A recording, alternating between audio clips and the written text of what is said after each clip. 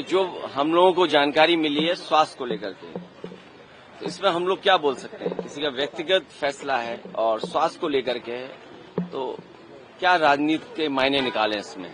लेकिन उससे महत्वपूर्ण यह है कि भारतीय जनता पार्टी किसी को वोट नहीं डालने देना चाहती, और बिहार में जिस तरीके की कार्रवाई चल रही है, इसी तरह उत्तर प्रदेश में जानबूझ करके भारतीय जनता पार्टी ने इलेक्शन कमीशन से मिलकर के और प्रशासन के सहारे बड़े पैमाने पर वोट काटे थे, डिलीटेड शो किया था। और जिस समय हम लोगों ने आपत्ति की और आरोप लगाया तो उन्होंने हमें नोटिस दिया।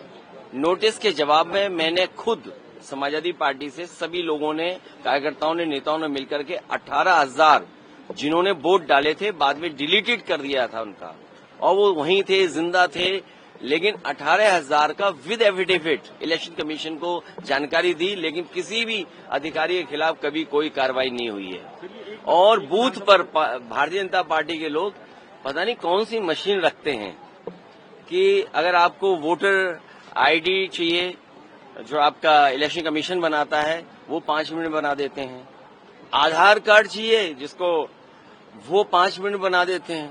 तो ये कौन सी मशीन है भारतीय जनता पार्टी के पास जो बूथ पर तुरंत वोटर आईडी जो इलेक्शन कमीशन देता है वो बना देते हैं और आधार कार्ड बना देते हैं। इस पे विचार सरकार को करना चाहिए। कोई ऐसा कार्ड बने जो बूथ पर नकली ना बना पाए, जनता नकली ना बना पाए, या कोई भी जो बनाना चाहे न नकली बना पाए।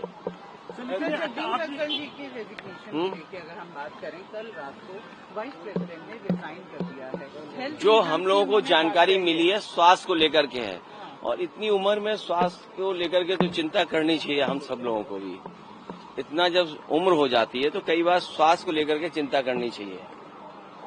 18,000 का आपने आंकड़ा दिया, क्या सिर्फ एक विधानसभा क्षेत्र का? नहीं, एक नहीं, पूरे उत्तर प्रदेश का 3 महीने के अंदर हम लोगों ने मेहनत करके, कार्यकर्ता नेताओं का सहारा लेकर के 18,000 वोट जिन्होंने वोट डाले थे, डिलीट कर दिए गए थे, ऐसे लोगों के एफिडेविट के साथ जानकारी इलेक्शन कमीशन को दी थी। सरकार कह रही है कि 16 घंटे चर्चा करने के लिए तैयार है, पर विपक्ष नहीं मान रहा है। नहीं, हम लोग भी तैयार हैं चर्चा पर। जब प्रधानमंत्री रहेंगे, बिना प्रधान के क्या बयान दें और किसको बयान दें, क्या भूल हुई, क्या चूक हुई, क्या गलती हुई, इंटेलिजेंस फेलियर रहा, कोई एक बार नहीं हुआ। पुलवामा भी हुआ, फिर पहलगांव में हो गया। और बीजेपी की सरकार का पुराना इतिहास उठाओगे, यहीं पर गोलियां चल रही थी जहां हम और आप लोग खड़े हैं, जहां नई लोकसभा बनी इसी तरफ से गोलियां चल रही थी।